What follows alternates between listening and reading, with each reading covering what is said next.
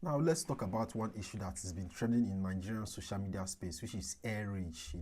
It happened with K1 The Ultimate. It's now happening with Comfort and Ibom Air. It happened with K1 The Ultimate and Value Jet, and Comfort and Ibom Air. So air rage, many people don't know what air rage is because this is just coming up in Nigeria. So air rage is any aggressive, any violent behavior or any unruly behavior towards your fellow passengers or aircrew members on any aircraft. So it's not something to be, it's not something we just take lightly. It has both physiological effects, both psychological effects, and financial effects on passengers and the aircraft itself. So, talking about air rage, let's look at air rage in different countries. So first of all, in United States, if you are involved in any form of air rage whatsoever, physically, you are shouting, you are yelling whatsoever, you may be fined up to 25,000 US dollars, or you may be given an extended stay in prison. In Canada, the captains, the pilot in charge, they are called peace officers, and under the criminal code, they are given a special authority to arrest you if you misbehave on airline. They could arrest you at any point in time if there is any form of unruly behavior on their aircraft.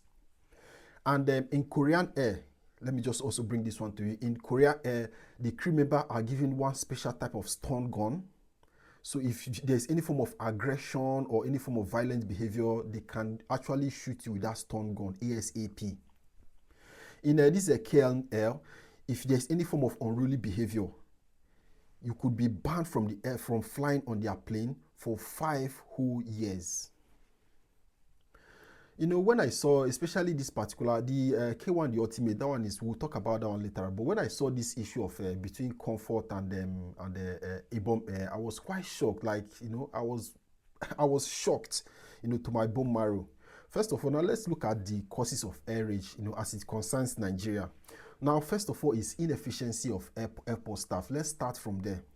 Now, let me give you a personal experience I had, at the airport in Newcastle. So I was flying from Newcastle to London. I went to Newcastle for a particular conference/exam. So at the airport in Newcastle, I bought this Dior Sauvage, the 200 mils own. You know how big it is. So I was at the airport in Newcastle. So that queue where you are passing through the queue, they'll give you one transparent bag to put all like your perfume, your liquid and whatnot. So I was at the, let me just call it checkpoint. So I was right at the checkpoint. So the dude that was going through our stuff saw this 200 mils Dior Savage thingy.